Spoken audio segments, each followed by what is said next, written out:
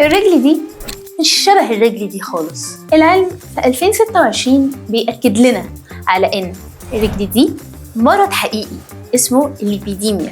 الليبيديميا مرض بيعمل خلل في توزيع الدهون في الجسم، وبيظهر بشكل أكتر عند السيدات، خصوصاً في منطقة الذراعين والفخذين، وهتكون دايماً بتوجعك مع اللمس ومش بتستجيب خالص لدايت ولا رياضة، ودايماً هتبقي حاسة فيها كده بالتقل.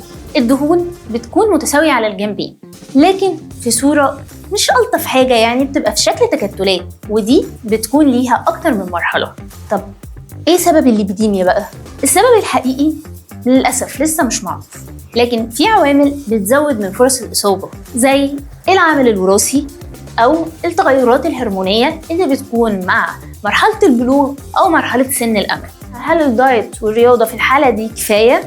للأسف الشديد لا، لأن العلاج مش قائم على الدايت والرياضة، لكن لازم تحافظي على الوزن المناسب بتاع جسمك علشان ده هيقلل من عوامل الالتهاب، فبالتالي هيحسن الوضع العام للجسم. لكن ممكن العوامل اللي هتكون مساعدة جدا في علاجك، أول حاجة هي التصريف الليمفاوي، تاني حاجة هي الميزوثيرابي، وخاصة إن هي دهون في منطقة معينة، فالميزوثيرابي هيكون في الحالات دي مفيد جدا، وكمان في بعض الحالات المتقدمة ممكن نحتاج التدخل الجراحي.